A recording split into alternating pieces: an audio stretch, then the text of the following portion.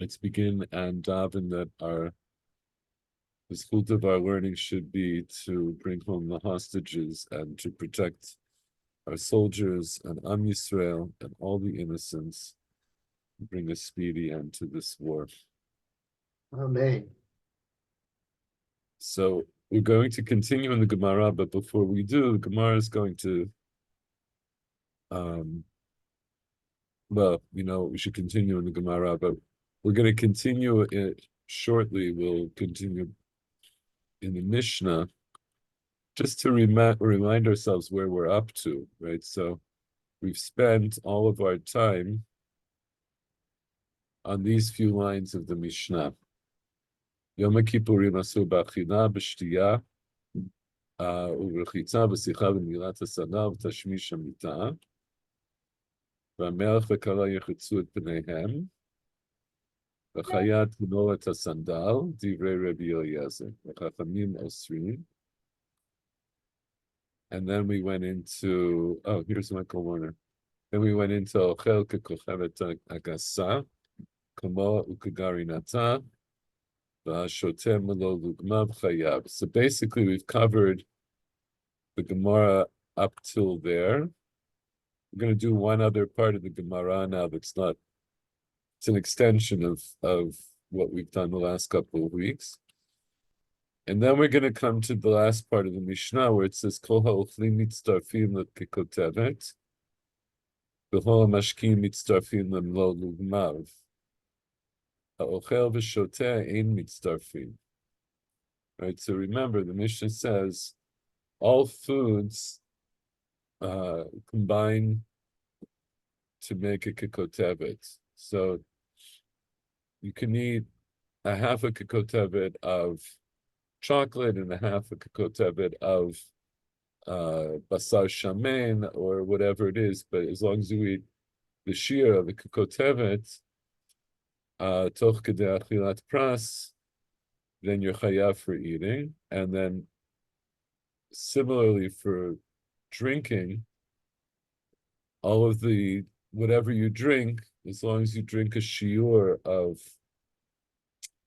melo lugmav, from whatever combination of liquids, you'll be chayav. But ha'ochel v'shoteh ein mitztarfim. If you eat part of a shiur of food and you drink part of a shiur of drinking, those two shiurim are not mitztaref to make a single shiur. So we'll get to that. For the moment, we're going to finish off from what we did last time. So last time, beginning of actually 2 or 3 weeks ago, we were going through these questions in the Gemara where we had Rabbi Zera was challenging the idea of why there should be an absolute shear for eating and a relative shear for drinking. And Abaye said, Kim lahu Rabbanan. This is the way the Rabbanan knew to be applicable here, that you're on Yom Kippur, we're concerned about Yishuv Hadat. Fasting takes away from your Yishuv Hadat. And so if you eat or drink a shiur, it will give you a certain amount of Yishuv Hadat. So it happens that for eating, it's an absolute measure, and for drinking, it's this relative measure. And so then he challenged it again. He said, can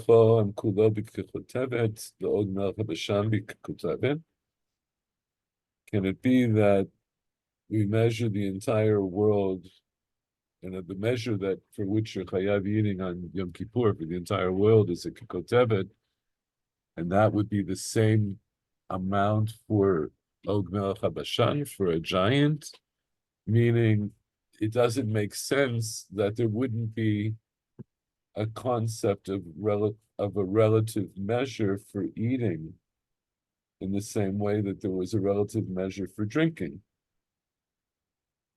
Then Abai says, nonetheless, we have an absolute measure for eating, and that gives Yishuv Hadat. And the difference between the vast majority of people and Og Melech HaBashan is that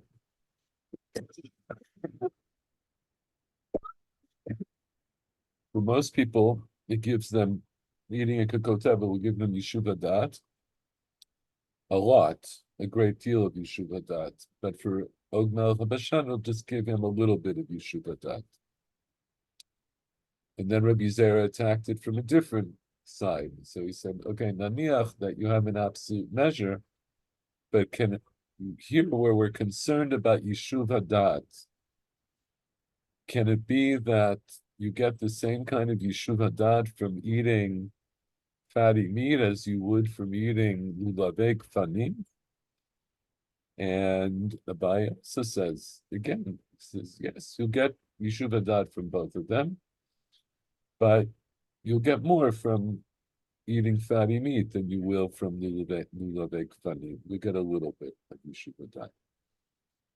So then last week we looked at this part, Matkif Ravam. Kizayit bichdei achilat pras, kotevet bichdei achilat pras.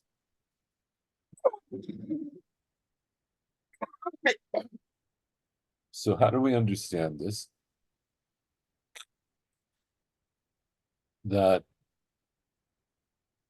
the measure for eating an amount of food that's asur to eat, this is distinct from eating on Yom Kippur, where any food is you're not allowed to eat. Any edible food is forbidden on Yom Kippur. It's not a particular food. Any edible food is forbidden on Yom Kippur.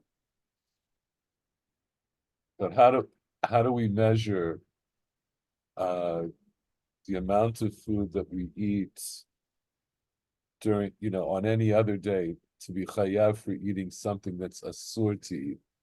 For example, eating chelev or eating basar trefa or something, eating something that's forbidden to eat. So we say you have to eat a kazayit of that in order to be chayav, but you have to eat a kazayit in the time it takes to eat achilat pras. So Rava says, okay, you eat kazayit kedei achilat pras, then you're chayav for eating whatever isur you're eating. But how can it be that you're going to be chayav for eating a kotevet in that same amount of time? What should it be? Like what's the underlying assumption of a bias? Should it be more time or less time?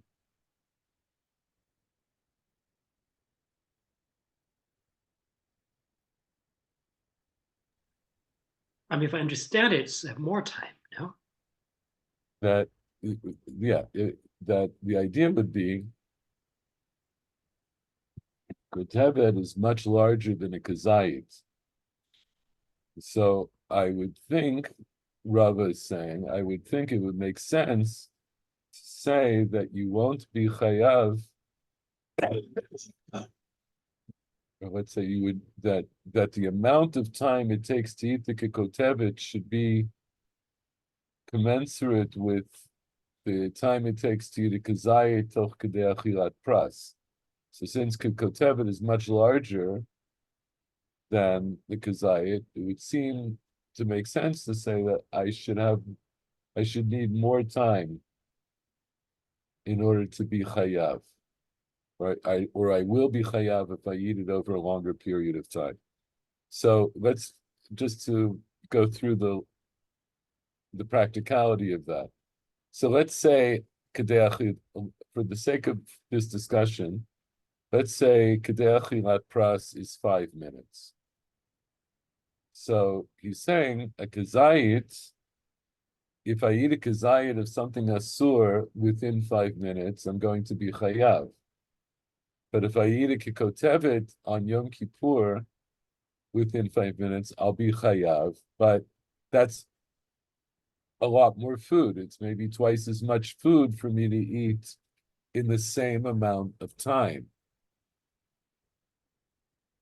So, in a way, Abaye is asking why the shirim are so much more mekel for Yom Kippur, where we think they'd be more the chumrah.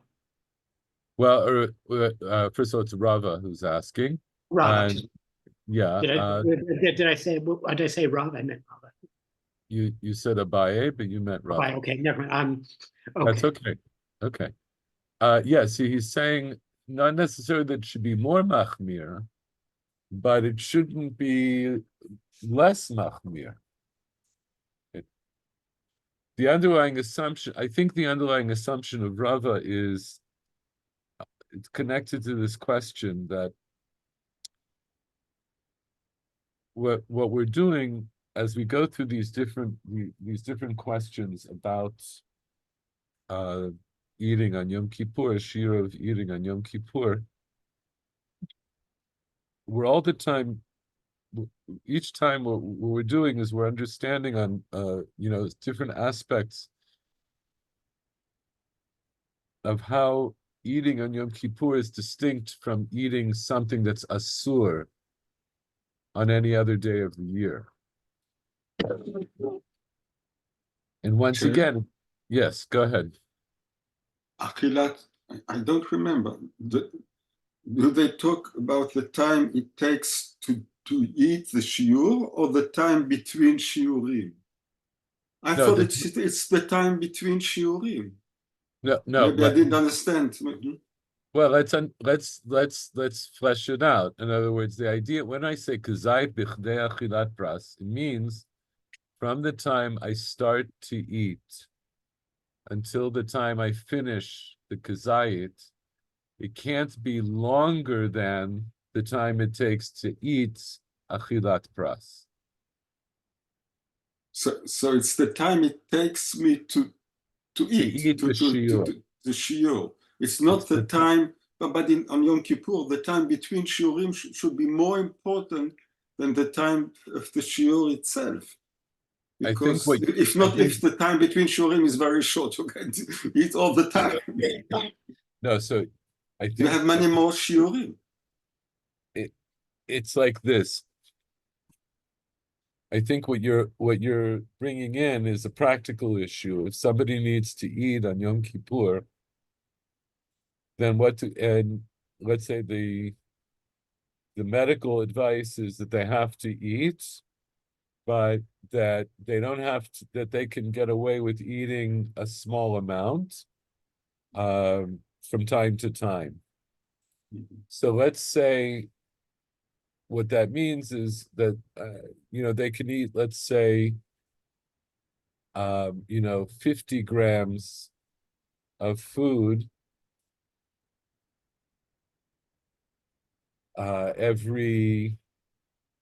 let's say every 5 to 7 minutes or something like that.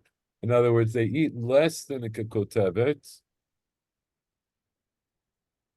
within, again, for the sake of argument, because we saw this a long time ago, there are different opinions about how long people think Kedei Achilat Pras is. Let's say it's 5 minutes. Some people say 7 minutes, some people say 9 minutes, some people say 5 minutes, whatever. Let's say it's 5 minutes. So it means that if you eat less than a kikotevet over a period of 5 minutes, the 5 minutes has passed and you still haven't eaten a shiur, then you're not chayav midioraita. So as soon as that 5 minutes passed, you could have another less than a shiur. Immediately? What? Yeah.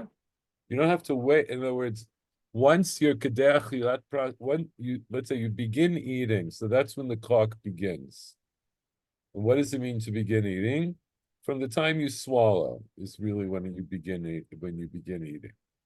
So you swallow, let's say, 30 grams, and then you swallow another 30 grams, and then you wait from the time you first swallowed, you wait, let's say 5 minutes, then you could have another 30 grams. Or in other words, you could have the beginning of the next shiur. So, As so, long, so, as so, so long, the as best- long as you don't eat a shiur within the span of the 5 minutes, you're not chayav for eating on Yom Kippur. Michael Werner, what did you want to say? So this suggests that there's no problem with chewing gum on Yom Kippur. That's a different question, and there is a problem with chewing gum on Yom Kippur, but you wouldn't be chayav Okay. for chewing. You're not chayav. The Shulchan Aruch holds you will be allowed to chew. They don't use the example of chewing gum, but there were other things that people would chew, like cinnamon sticks or things like that. Shulchan Aruch holds you're allowed to chew that on Tisha B'Av, but you shouldn't chew that on Yom Kippur. But you wouldn't be chayav if you chewed that because you never swallowed. That's not considered eating. But the l'chatchila, you're not supposed to do that. So that's this idea of kedei achilat pras. So if you eat, so back to Rava's question. So he says, look, if you have kazayit b'kedei achilat pras, meaning if you had a kazayit of something that's asur within the span of time of kedei achilat pras, you'll be chayav. So he's saying, how does it make sense that if I have a whole kikotevet of food on Yom Kippur in the same amount of time that I should be chayav even if it took longer, because it's much more food. So Abaye says, Kimlahu Rabbanan b'hachim miyat v'date, b'tfei mehachi lo miyat v'date.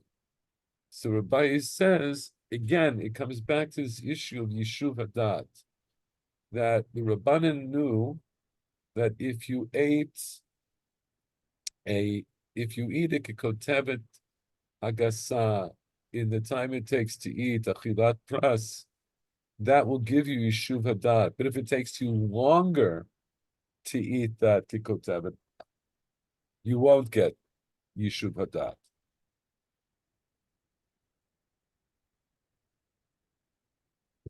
Last week we spent a lot of time going through and explaining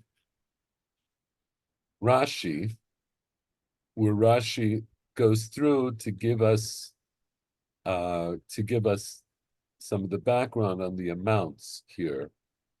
I'm going to read through it again because it'll help introduce us to the last part of the sugya, which is what we're really up to.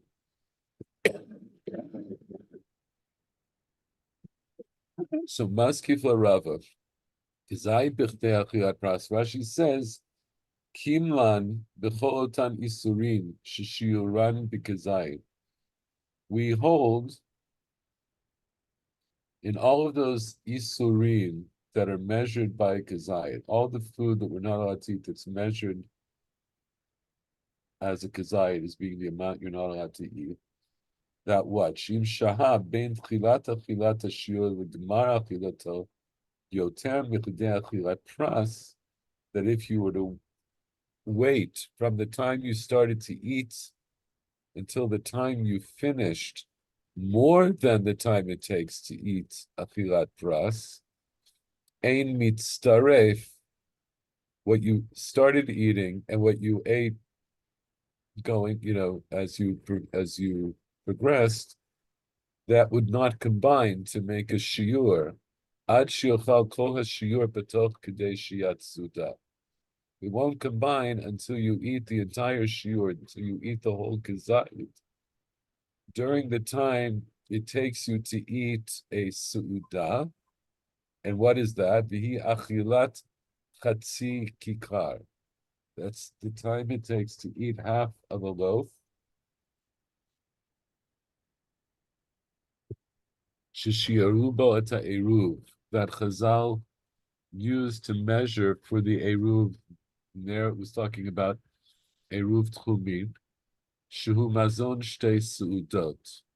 This half a kikar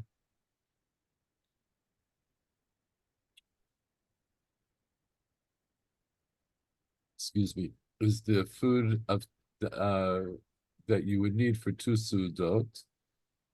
Nan, like we learned in the Mishnah. We saw this Mishnah last week. It's the Mishnah in Eruvin. And the Mishnah went on to say, Chetzia lebayit menuga. Half of that shiur is the shiur for how long it takes to eat, how long you would, it's the kedei achilat pras. You have mazon shtei sudot is the kikar, then half the kikar is chatzi pras. We learned out elsewhere that the Torah says that somebody who walks into a bayit menuga, a bayit that has nega, sarat, becomes tamei, but they don't become tamei to be mitamei kelim unless they stay in that house long enough to eat chatzi pras. That's chetzi lebayit menuga. Shetala katuv shehiyato l'tamei begadim b'shiur achila, because the Torah connected the amount of time he has to stay in the house before he's mitamei begadim to the time it would take for him to eat the chatzi pras. Excuse me. So that's Rashi's explaining Gazai Bichdei Achilat Pras. He's just giving us the source material for where we come up with the shiur of pras, which is Mazon Shtei Sudot, and Chatzi Pras, which becomes a measure of time.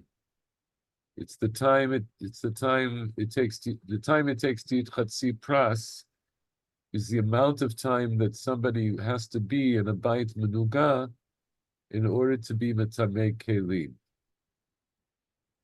I won't test you on that, but that's what Rashi's explaining.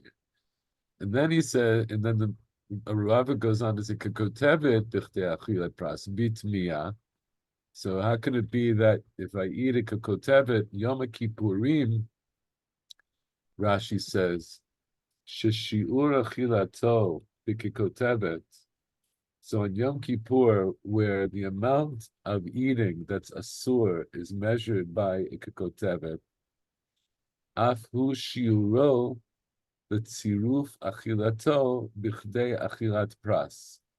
So that's the amount of food that you would have to eat all together, right? In combination, however much food you're eating has to equal kikotevet within the amount of time it takes to eat an achilat pras. V'im shaha yoter mikan, and if it took you longer than kedei achilat pras to eat the kikotevet, ein mitzaref, then what you've eaten doesn't combine. Upatur, and then you will be patur from onesh dioraita if you ate like that on Yom Kippur. V'hakevan d'shiro gadol, since the shear for eating that's asur on Yom Kippur is big, v'ishiyat fei l'tziruf achilato. We should need a longer amount of time to let the shiur combine, as we were saying before. V'hashta kula havi depatrile. So Rava's question is here, they're being makil by saying you would still have to eat even that larger shiur in this fixed amount of time, the same amount of time for which you'll be chayav eating a kazayit of isur on any other day of the year. So Kimlahu Rabbanan Hachim Miyat V'Date. So Bai says this is what the Rabbanan knew to give Yishuv Hadat. And again, it happens that you have to eat more in a shorter amount of time in order to get Yishuv Hadat. So it tells you that the kazayit, when you're eating a kazayit of Yisur, then Bichdei Achilat Pras, it's not pertinent to the question of Yishuv Hadat. We don't care if you get Yishuv Hadat.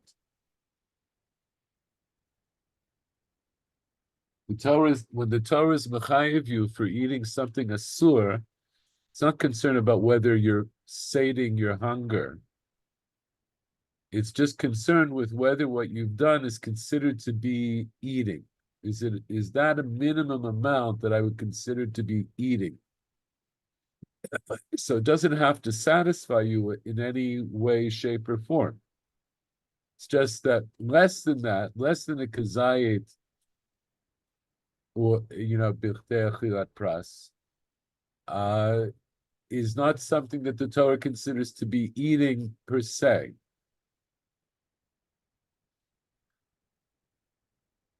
But when it comes to Yom Kippur, where the Torah is makpid on Yishuv Hadat, that you're supposed to have Inui Nefesh, so there it happens that yes, you're going to have to eat more in less time in order to get Yishuv Hadat. B'tfei mehachi, Rashi says, Im shahal yoter mikan, lo miyat v'date. If it takes you longer to eat your kekotebet, longer than b'chnei achilat pras to eat your kekotebet, you won't get Yishuv Hadat. Yoma Kippurim Yishuv Hadat Talia Milta. The whole thing, the whole idea is dependent on the idea of Yishuv Hadat and Yom Kippur. Dichtiv Asher Lo Tu'uneh, as we learned that right, a nefesh Asher Lo Tu'uneh.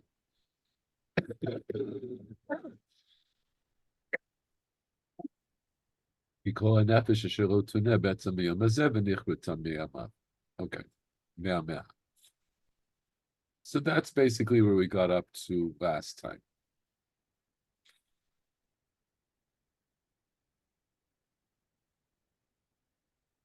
Now that we've come this far, the Gemara is going to ask another question that's related, but it's not really a question about Yom Kippur. But let's see how the question goes. Maskifla Rava. So Rava comes back again to Abaye or whoever. He's answered by Rav Papa, but he asked this question. And there are different girsot here. I'm going to go with the girs of the Masorah Tashas. It says, Kizayit b'chdei achilat pras, chatzi pras b'chdei achilat pras. So he's asking a similar question. And so the first part of the question is the same as the first part of the question he asked before, that if you eat a kazayit b'chdei achilat pras, meaning if you eat a kazayit of Isur, toch kedei achilat pras, then you'll be chayav. But what about, how could it be that you have to eat a chatzi pras b'chdei achilat pras? So what's that about? Where do we have the idea of eating a chatzi pras b'chdei achilat pras? So for this, we need Rashi to give us a little more of the background. What's the chatzi pras that he's eating? In other words, until now, kedei achilat pras, again, is a measure of time. But chatzi pras is a volumetric measure of food. So chatzi pras, sheshiuro lifsol et hakviyah, la'ochel ochlin tmein, chatzi pras. Nifsal gufo mi'alachol b'truma. So there's a gzerat chachamim that if you eat chatzi pras of ochel that's tamei,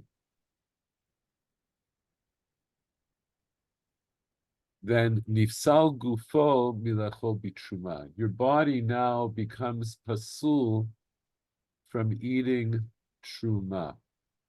In other words, if you eat a half of a pras of ochlin tamein, then you're not allowed to eat any truma. If you're obviously we're talking about a kohen because only a kohen is allowed to eat truma. The chatzi pras shiur gadolhu. A half of a pras is a large shiur. Kishtei betzim sochakot, like two well-rounded eggs, two sort of maximal egg sizes. Kedamrin and be'eruvin, like we learn in Eruvin. That's in Eruvin. It's the sugya of the Mishnah that we did last week. Ve'af bei mishabinan shihiyat tzirufo tichdei achilat pras v'tulo. In other words, so in order for you to eat enough ochlin tamein, such that now you're not allowed to eat truma, you would have to eat an actual chatzi pras, toch kedei achilat pras. So it's a lot of food that you have to eat in a relatively short amount of time. The kevan de shiura rabahu itfei mehachilit staref, and since this is a large shiur, in other words, it's a lot of food, it's a big amount of food, it would make sense that I should have more time to eat it, or I shouldn't say so, that if I eat it even over a longer period of time, that would be enough to be posel et agviyah, to be posel my body from eating truma. So it's a similar question to the way Rava asked the question, comparing eating isur to eating on Yom Kippur. That his havamina is that if I'm chayav for eating a kazayit toch kedei achilat pras of any other isur, it would make sense that I would have a longer amount of time in order to be chayav eating on Yom Kippur. So Abai answered him. He said, "Okay, but the reason that you're not chayav over a longer period of time is because when it comes to Yom Kippur, the Torah is makpida on Yishuv Hadat, and you don't get Yishuv Hadat if you take such a long period of time to eat." So now Rava says, "Okay, let's forget about Yom Kippur, forget about Yishuv Hadat. Why is it that I'm chayav for eating kazayit of isur bichdei achilat pras?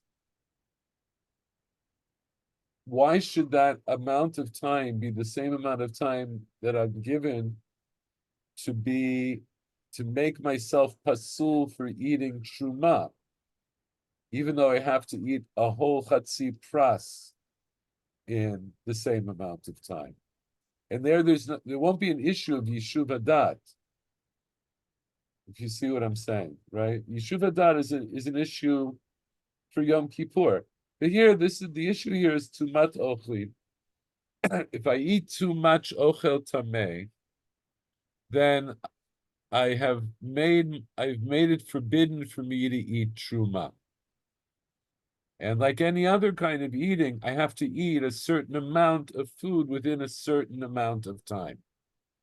So if the amount of food I have to eat is a chatzi pras, which is muskam, that's what everybody understands, then now Rava says, okay, but now it should make sense that I would need a longer amount of time, or I should be given a longer amount of time to eat that in order to become pasul for eating truma, because nobody cares here about Yishuv Hadat. We only care that you ate chatzi pras of ochlin tamein.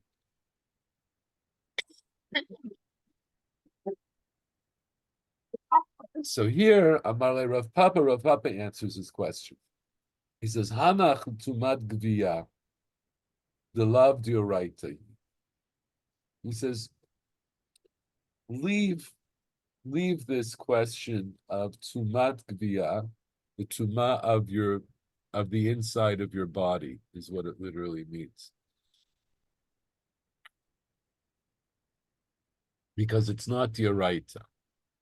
Meaning what? That eating chatzi pras of ochlin tamein makes it asur for you to eat truma. That's mishum gzeira d'Rabbanan. Because actually, you don't become tamei for eating food midioraita. There's only one exception to that, which Rashi is going to mention later on. So what Rav Papa, and we'll talk a little bit about the halachot. I'm going to give like a very brief overview of some of these halachot, but I don't want to get too deeply in the weeds here because it gets complicated, and it's not something that we need to know in great depth to understand what's going on.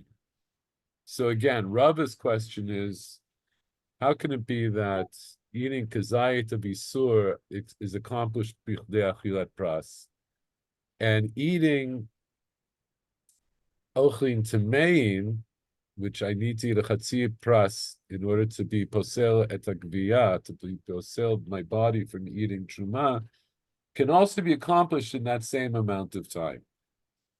So Rav Papa says it's the Isser, the halacha that you're talking about of being posel et agviyah, to be posel your body from eating truma. That's a gzeira d'Rabbanan, and the Rabbanan were mekil, as Rashi explains. Hanachu tumad gviyah, dilav diraita, v'akil Rabbanan be. The Rabbanan were mekil to say that yes, in order to make your body pasul for eating from eating truma, you would have to eat a lot of ochlin tamein in a very short amount of time. So it's not a matter of making it commensurate with what we think of as achila for the inyan of eating ochlin asurin. It's a gzeira d'Rabbanan. The Rabbanan were mekil, and they said, yes, we're going to make your body pasul from eating truma, but only if you eat a lot of food in a short amount of time. So Gemara challenges this answer of Rav Papa and says, Mi amar Rav Papa hachi. Does Rav Papa really say that? In other words, Rav Papa says the answer to Rav's question is,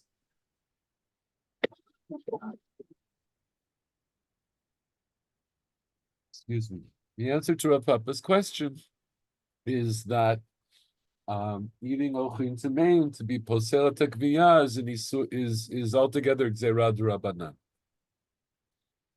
V'haktiv, here it's written, v'lo titamu bahem v'nitmeitem bam. So the pasuk says, we'll look at this pasuk in a moment. You should not make yourselves tamei with them, and then v'nitmeitem bam, and then thereby you will become tamei. That's the literal understanding of the pasuk. Rav Papa, mikan shetumat gviyah dioraita. This proof text proves to me that tumat gviyah, the tuma of making your body tamei from eating truma, is dioraita. What's the problem? Why is that a problem for us? Because Rav Papa said that it wasn't Doraita. Just a moment ago, Rav Papa said, Hanachu tumat gviyah, delav dioraita hi. And here, Rav Papa himself brings a proof that tumat gviyah is dioraita. So that can't be what Rav Papa. It can't be that's how Rav Papa answered this question.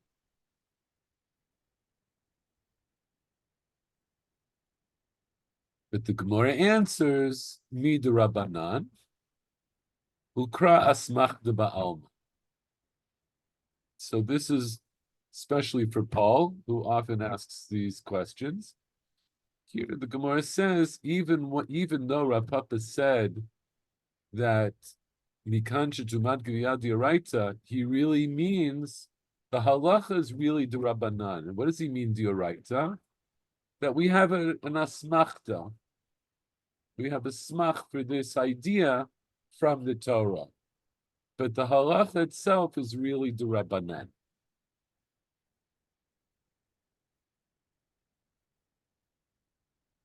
So let's break this down so we can understand a little bit better. So in this first part of this part of the sugya, we're introduced to the idea that somebody who eats chatzi pras of ochlin tamein b'chedei achilat pras makes their body tamei from eating truma. They're not allowed to eat truma. And then that gets challenged from this pasuk.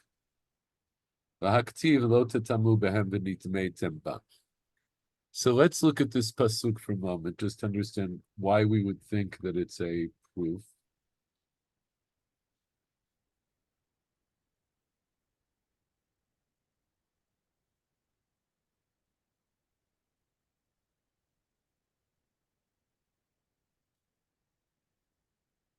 So this, we're looking at Vayikra Perek Yud Aleph.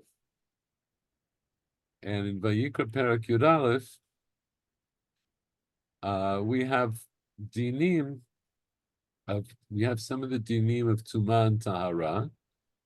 Some of this we've actually looked at before in the Shir. And here, let's pick up from a few psukim earlier. V'chiyamut mina behema. V'chiyamut mina behema shehi lachem le'achla. If an animal that is given to you for eating dies, hanogeh b'nivlata yimad ha'arev. If you touch its nevela, then you become tamei until the evening. V'ha'ochel minivlata yichabeis b'gadav v'tamei ad ha'arev. If you eat of that nevela, then yichabeis b'gadav means that you, by eating it, you became an avtuma to be metamei b'gadim.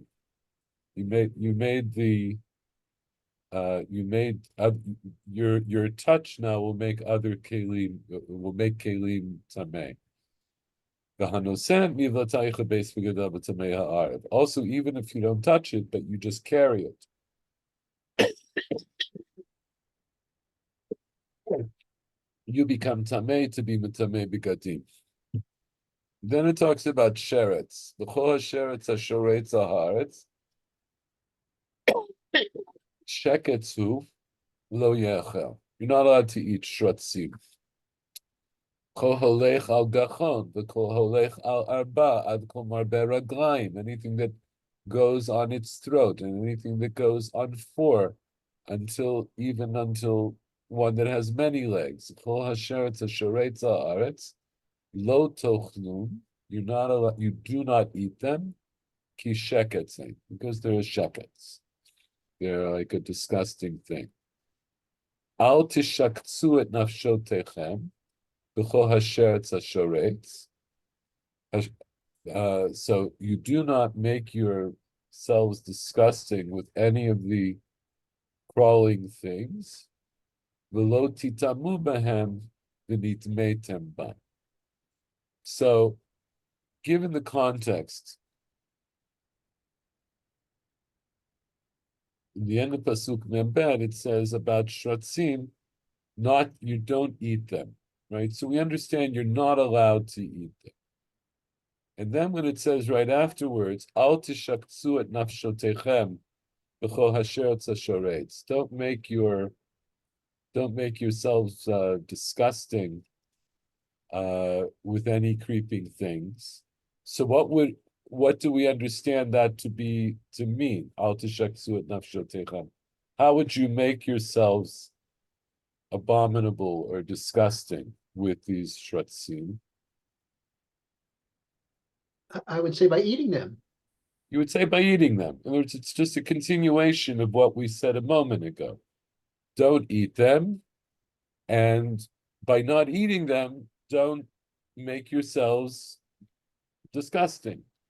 Velo titamu bahem, and do not make yourselves tameh with them.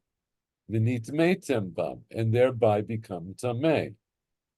So, if all of that's true, in other words, if that's just the way to read the pasuk, so it's telling me that you should not eat them, and if you do eat them, you will become tameh. That's what we would think it means, and that's how we want to that's how the Gemara first wants to understand this drasha of Rav Papa. Let's go back for a second and look. See, what did it say? Mi amar Rav Papa, achi, v'aktiv lo titamu bahem, v'nitmeitem bam. V'amar Rav Papa, mikan shetumat gviya dioraita. In other words, Rav Papa is saying, look, the Torah says you don't eat these shratzim, and if you do eat them, you become tameh. And what does it mean that you become tameh? It means now your body is tameh and you're not allowed to eat truma. And then ultimately the Gemara says, no, it's actually midu rabbanan v'kras machta ba'alma. So how are we supposed to understand the pasuk? That it's not really telling me what I think it's telling me.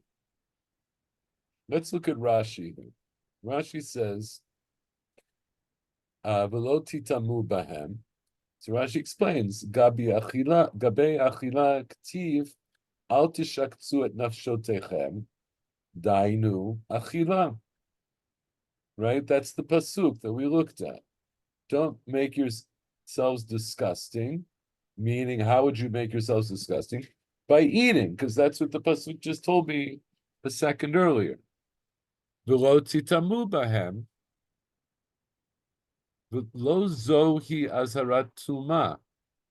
So Rashi says this it can't be actually understood to be an azhara, a warning from the Torah, telling you that you're not allowed to become tameh. In other words, if I read the pasuk the way I wanted to read it, so then it comes out that what am I saying? If I eat a sheretz,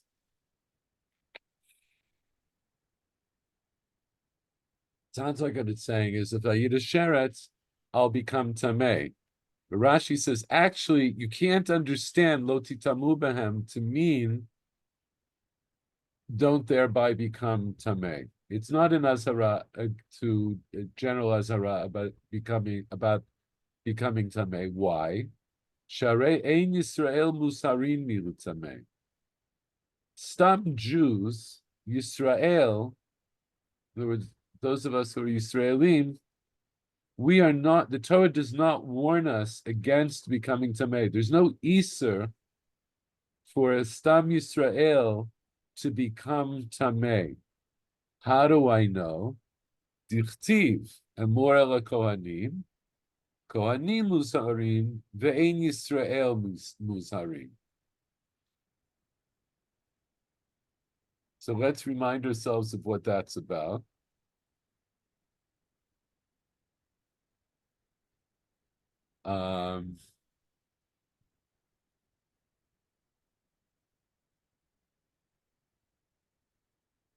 One second.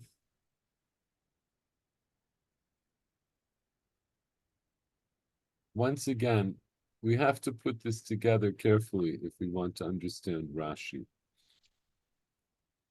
And if we want, and thereby understand the Gemara. This is not the tumor which goes away with the red ether. No. No. No.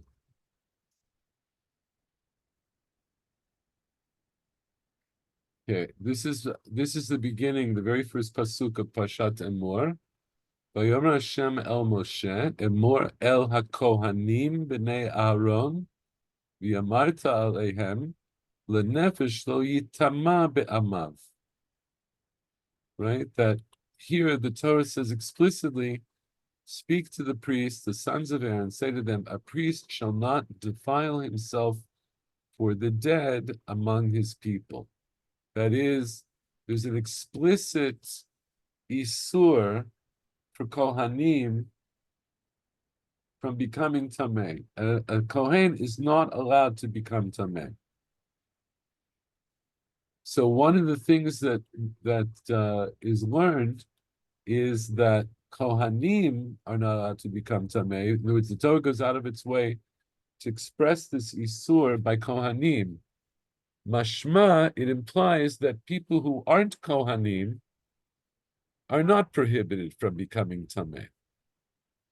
It's a special thing for Kohanim. Kohanim are not allowed to become Tameh. So why is that important for us to know? So let's go back and look at the Rashi that we were just looking at. If I can find it. Oh, what happened? Oh. Wait a second.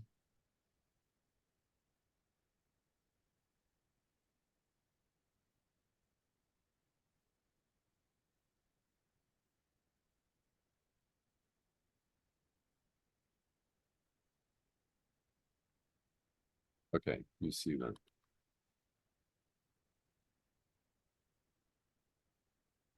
We're starting off, right? Again, I'm sorry because there's a lot of repetition because there's a lot of moving parts, and I'm trying to keep everything in order. Rabba's question is, why is it that I'm given the same amount of time for eating a chatzi pras of ochlin tamein to make my body tameh as eating a much smaller amount of ochlin asurin to become, to be over on the isur of eating? So Rav Papa says, look, the difference between ochlin tamein and eating something asur is that eating ochlin tamein is not an isur d'oraita; it's an isur d'rabanan. And so Chachamim gave you, as it were, more time. They weren't so machmir that you have to eat a chatzi pras over a longer period of time. If you don't manage to eat your chatzi pras till kedei achilat pras, then they said we're not going to be gozer, and you won't become tamei for eating ochlin tamei. So the Gemara says, wait a second, Rav Papa, how could Rav Papa say that? Because Rav Papa, according to this, Rav Papa is saying that tumat gviyah, this tumah that you get, that where you posel yourself from eating truma, is a gzerah de Rabbanan, but Rav Papa learns it out from a pasuk that it's something that the Torah mandates. The Torah says, if you eat ochlin tamein, that you're posel takviyah me'ochel b'truma. Where do I learn it from? I learn it from here. V'lo titamu bahem, v'nitmeitem bam. So Rashi's explaining how the limud works. So he says, Lo titamu bahem, gabe achila ktiv, al tishaksu nafshatechem dahinu achila. So this pasuk of Lo titamu bahem, that you should not make yourself tamei with them, is in the context of eating shratzim. That Torah says don't eat shratzim, because if you do, you'll become tamei. Lo titamu bahem. Rashi says, but we have to explain something. This doesn't mean that when the Torah says lo titamu bahem, that you're not allowed to. It doesn't mean you're not allowed to make yourselves tamei. That's not what the Torah means, because ein Yisrael musarim mila tamei. Jews in general, right, non-Kohanim, are not warned against becoming tamei. Dichtiv emor el kohanim. Kohanim muzarin ve'ein Yisrael muzarin. So rather, what do I understand? What is the Torah trying to tell me when it says v'lo titamu b'hem? It's not saying to me it's asur for you to become tamei. What it means is el azarat achilatanhu. It's warning you from eating ochel tamei. You're not allowed to eat ochel tamei. Uchtiv, and what does it say right after it? V'nit meitem bam. And what does that mean? Mashma shal yedei achilatan titamu. It tells me, so what does it mean? Lo titamu behem means, it's a continuation of the idea of not eating. Don't eat, and thereby make yourselves tamei. It's not saying it's asur for you to become tamei, it's just saying don't do it because you will then make yourselves tamei by way of eating shratzim. And Amar Rav Papa says, in fact, that's what it means. Mikan l'tumat gviya al yedei ochlin tmeim d'oraita. This tells me that if you eat ochlin tmeim, that it makes your gviya, makes your body inside tamei from eating truma from the Torah. The Torah, because I see it's a pasuk in the Torah. So that's how he reads the pasuk. One second. Let's go back one more time and just see now how he's reading. So he's reading like this. Torah says, Kol halech al gachon, v'kol halech al arba, ad kol marbe raglaim, v'kol hasheretz hasheretz al haaretz, lo tochlum ki sheketzeh. Don't eat these shkatzim. Al tishaksu et nafshotechem, which implies it's just the Torah telling me, in other words, don't eat these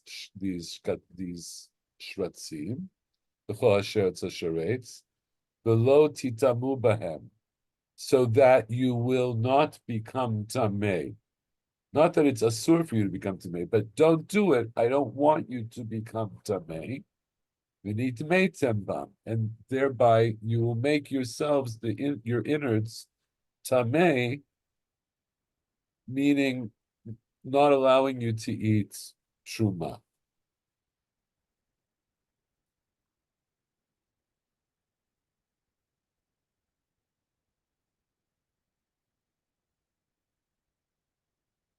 So the Gemara says, so that's our question. How can Rav Papa answer Rava by saying, Hanach tumat kviyad alav dioraitahi? But over here, Rav Papa says, tumat kviyah is dioraita. The Gemara answers, Midrabanan, ukra asmach de ba'al.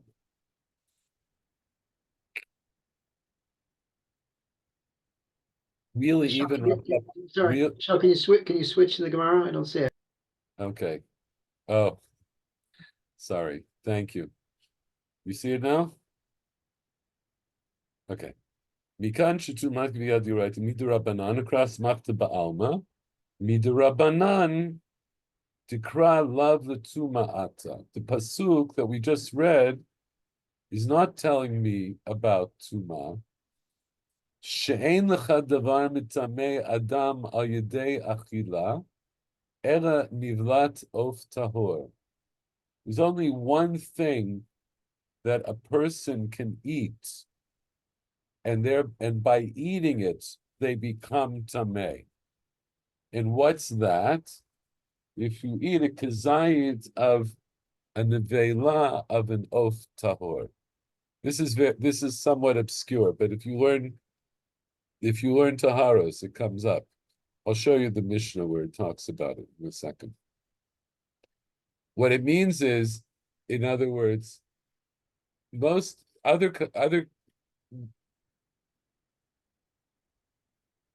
when we think about tuma and how tuma is transferred, people can become tamei, as we just saw a moment ago, by touching a nevela, by carrying a nevela of a behema, dafka nevela nivlat behema.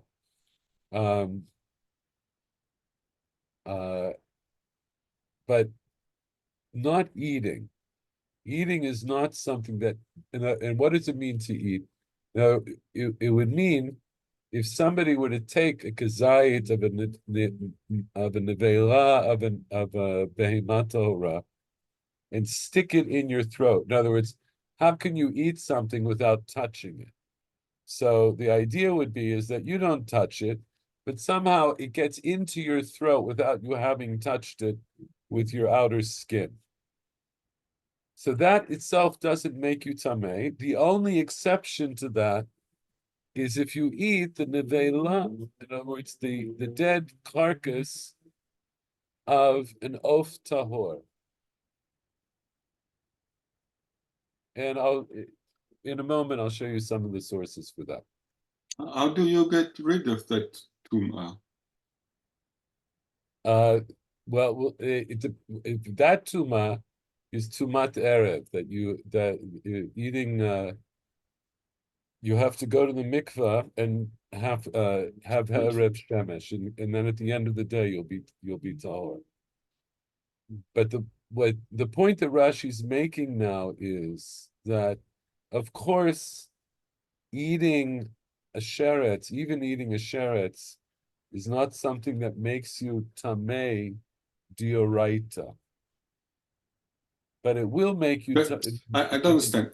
There is no mitzvah which says that you shouldn't eat a sheretz. No, there's a mitzvah. You just Is, thought you're not allowed to eat a sheretz. That's one issue. You're not allowed to eat a sheretz. But the Torah didn't say, according to the pasuk, that you are not allowed. It just says that if you eat, you will be tameh and you can get rid of it. It doesn't say that it's forbidden. It says lo tochlum ki sheketain. You're not allowed to eat them. Is in the hemshech. Right? It says lo tochlum. You're not allowed to eat them. When it continues to say al tishaktu et nafshotechem, etc., so that's telling me that if you do eat it, or it's the way Rav Papa wants to learn from that. He wants to learn that if you do eat it, that you will become tamei.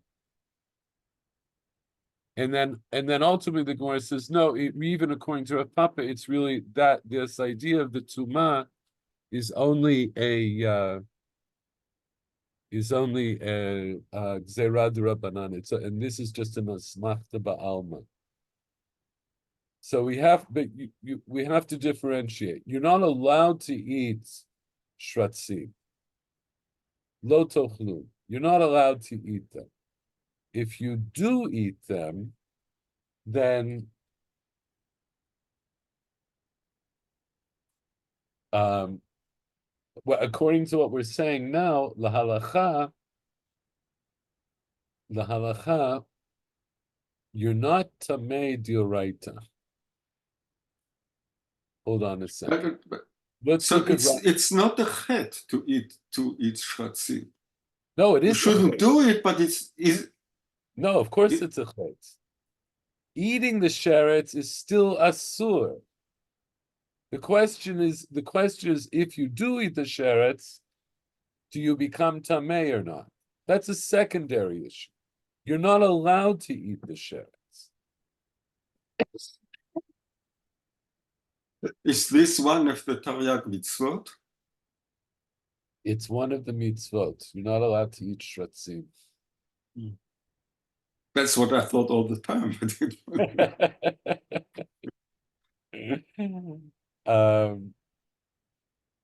Here. Lo lechol tolata peirot. Lo teshaksu nafshotechem. The Bahag counts this. The rain counts this. The smak counts this. These are all, in any event, yeah, these are all things. If it is a chet, and there should be a korban, you should bring that if you do it Yes, nevertheless. Yes, as a matter of fact. Hold on.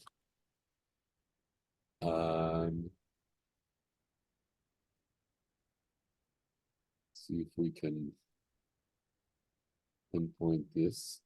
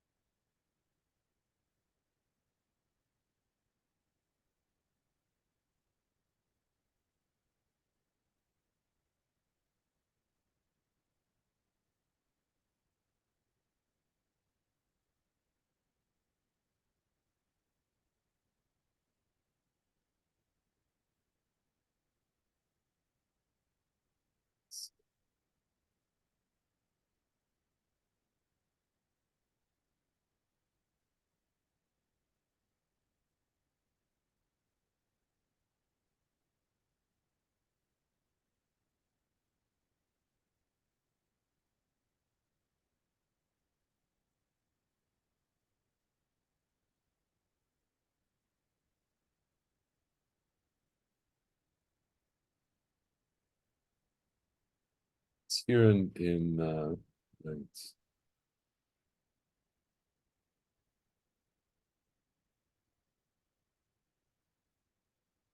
האוכל נבלות טרפות, שקצים ורמסים. These are things for which you get malkot. If you eat, right, you get makot midioraita for eating shkatzim.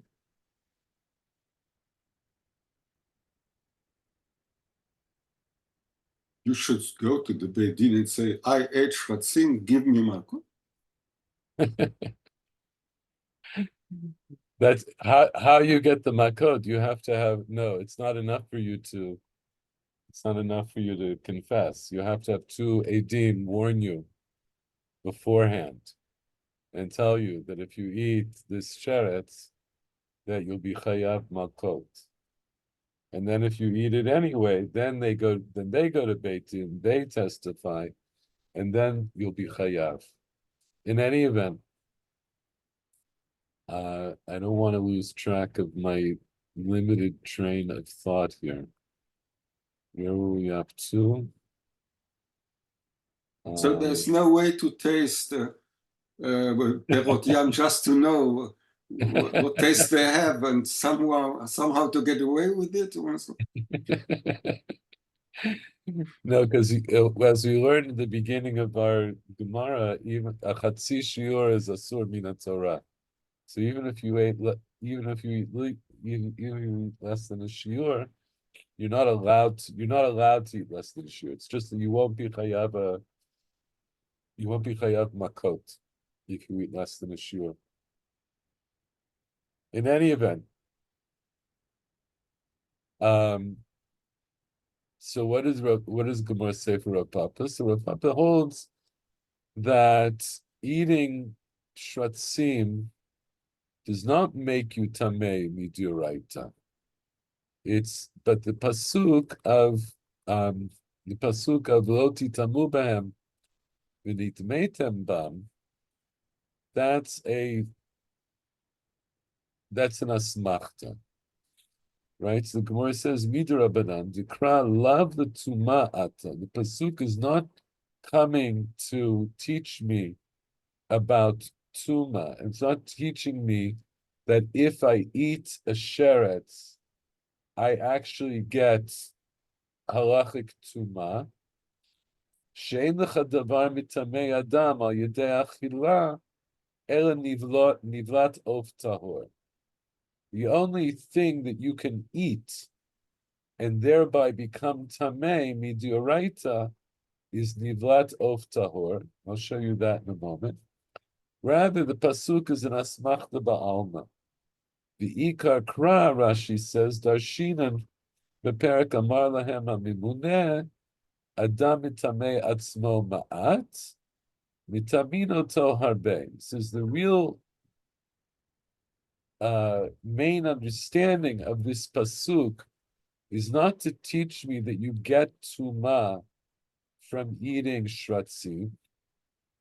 It teaches me what the Gemara says earlier in Masechet Yoma. It's a Gemara that we didn't do, where it says, where the Gemara learns out from this pasuk, "V'lo titamu bahem," meaning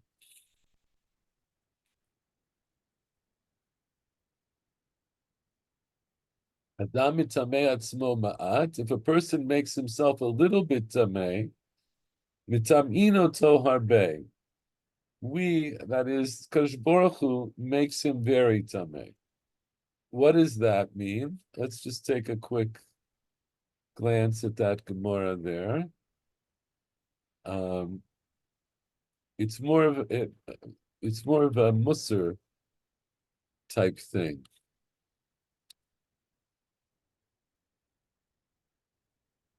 The Gemara here says that the Gemara actually has other drashot that are in this area. The Gemara at the bottom of Lamed Chet Amud Bet quotes Reish Lakish. I want to show you this in context, you'll understand. Amar Reish Lakish, Mai dichtiv im laletzim hu yalitz v'ra'anavim yitain chen. Why is it written in Mishlei? Let's see this. This Gemara also appears in Menachot, where, as a sofer, I learned it originally in Menachot. Imleitzim hu yalitz. Surely he mocks the mockers, but he gives grace to the humble. Im leitzim hu yalitz, v'la'anavim, to the humble, yitain chen, he gives grace. So what's the drasha here? Reish Lakish says, Ba litamei potchin lo, ba litaher mesayin oto. Somebody who comes to make themselves tamei, we open for them. In other words, Kadosh Baruch Hu, if somebody wants to make themselves tamei,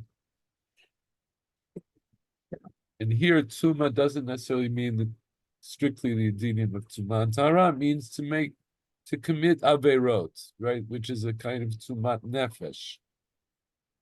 Somebody who wants to make themselves tamei, somebody who comes to make themselves tamei, the Kadosh Baruch Hu opens the depths before them. In other words, he doesn't stop you if you want to do averot.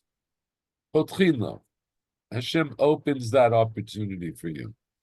Bali taher, but if somebody comes to make themselves tahor, misayinoto, then Kadosh Baruch Hu helps you to become tahor.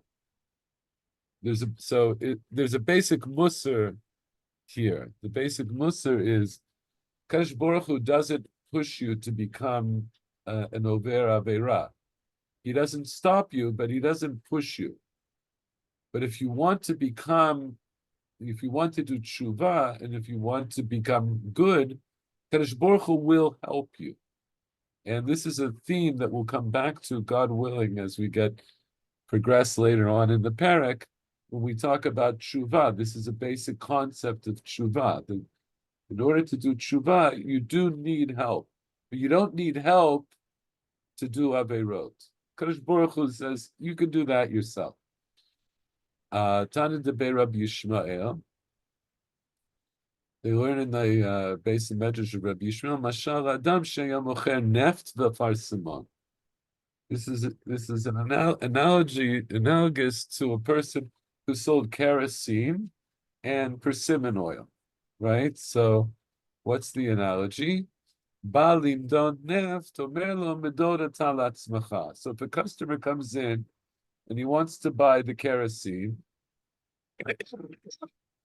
so the store owner says, you can... What is neft? What is neft? Neft is kerosene. kerosene in English. Okay, okay. Yeah. Neft. Neft. is Okay, neft is neft. Neft is neft.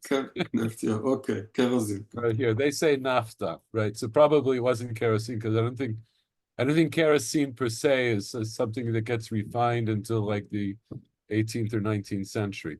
It was naphtha, but in other words, it's a product that's made The kind from of oil they used to burn or something like this. exactly. So it was some kind of a refined oil or semi-refined oil that was used as a fuel. So we have this storekeeper. He sells neft, and he also sells persimmon oil. So if a customer comes in and he wants the neft, he says, fine, you can measure that out yourself.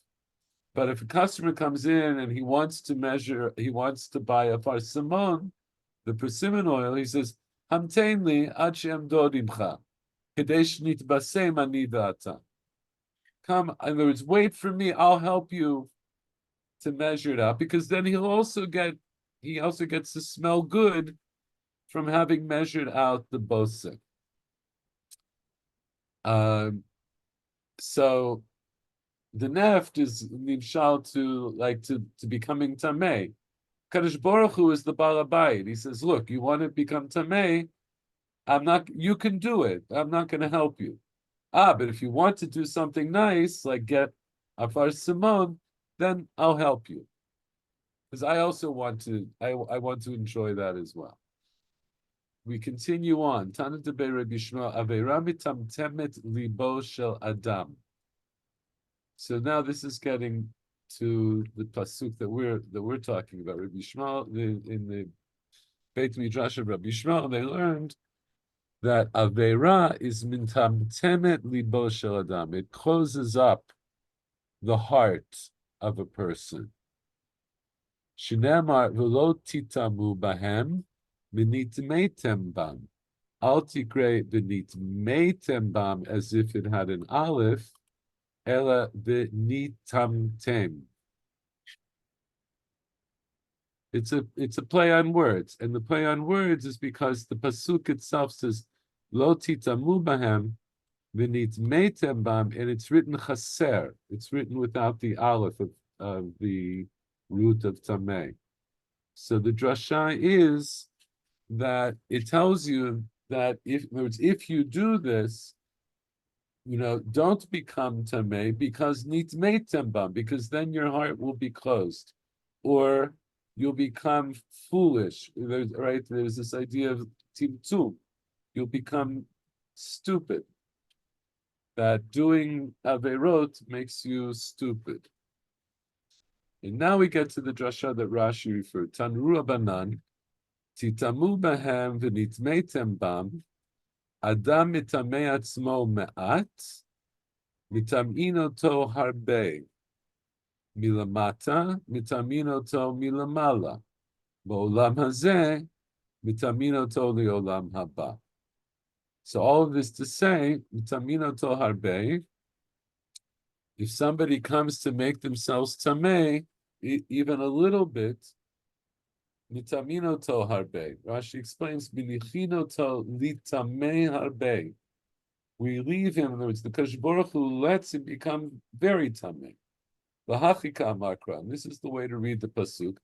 Al titamu bahen, v'af titamu sof v'nitmeitem. Al titamu behem v'im titamu sof v'nitmeitem. If you do become tamei, in the end you'll become very tamei. And then by contrast, right after that, the next pasuk, which we didn't see, but here, the next pasuk. Wait a second. Not here, not here. Here. It's What's like taking drugs. It's like taking drugs. What do you mean? Because you start with a little, a small quantity, samim, okay? A little quantity. Then afterwards, you take more and more. You take more and more. So what's the hemshech after the pasuk of the nitmei tembam? The pasuk says, "Ki ani Hashem Elokechem, v'hitkadishtem v'yitem kedoshim."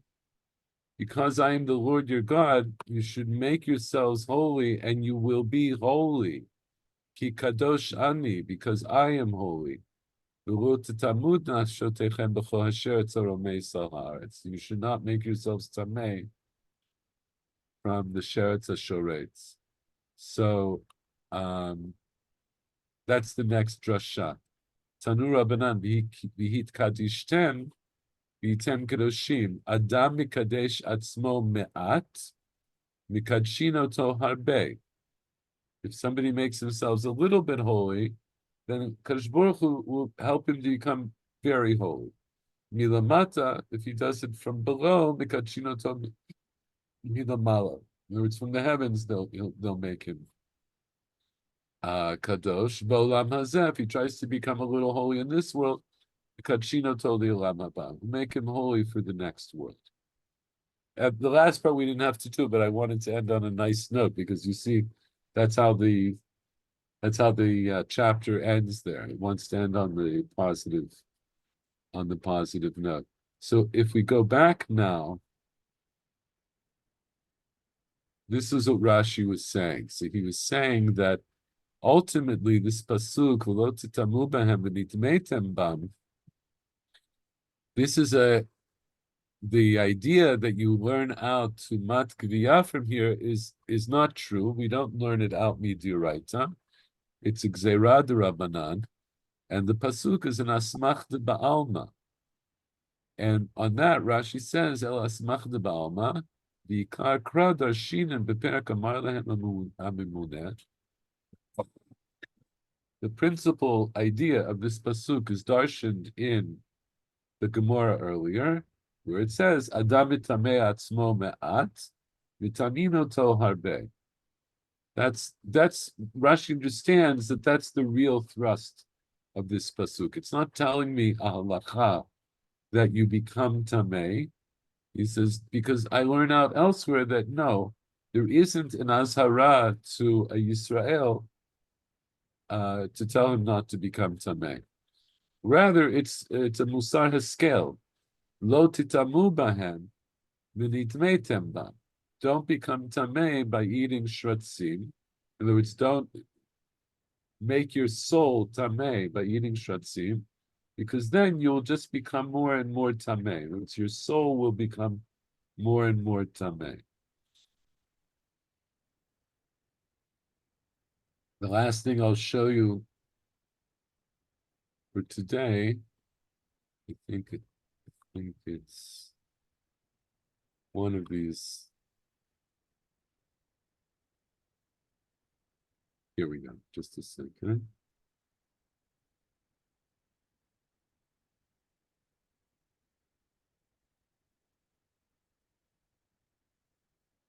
Again, so I'm not going to delve into this, but if you ever learn this, this is the beginning of the Mishnah in Masechet Taharot.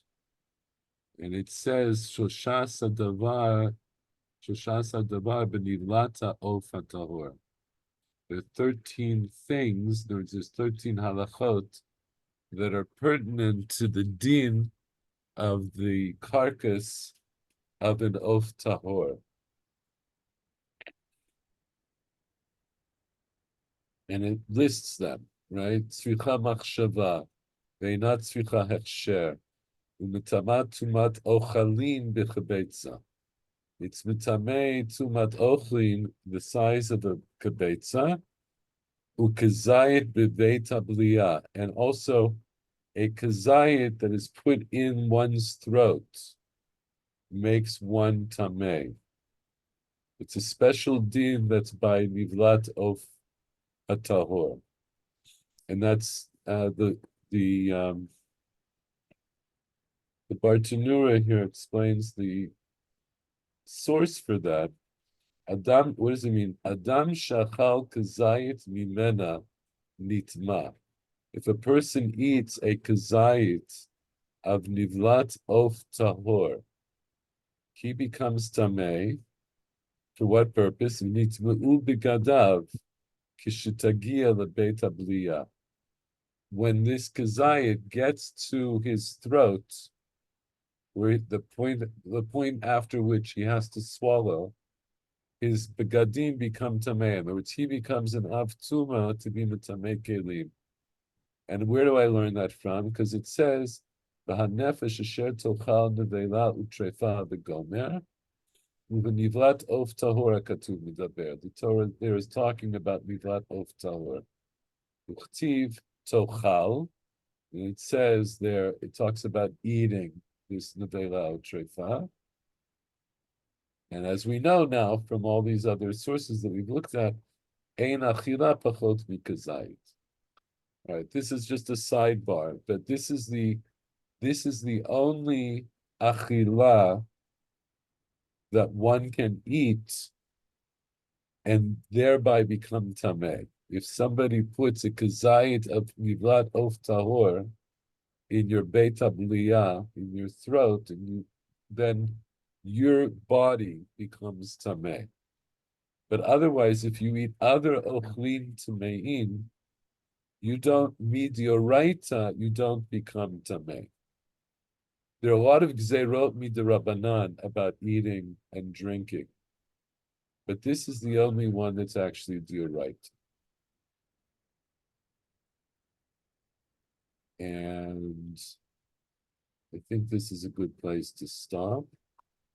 Next time, next time will be not next week because I said I'll be at my granddaughter's Chagigat Bat Mitzvah. 1 second. And then I think the next week, wait a second. We're April 3rd, April 10th. So April 10th that's next week. And then, yeah, we'll meet in 2 weeks. That'll be the Wednesday before Pesach. Okay?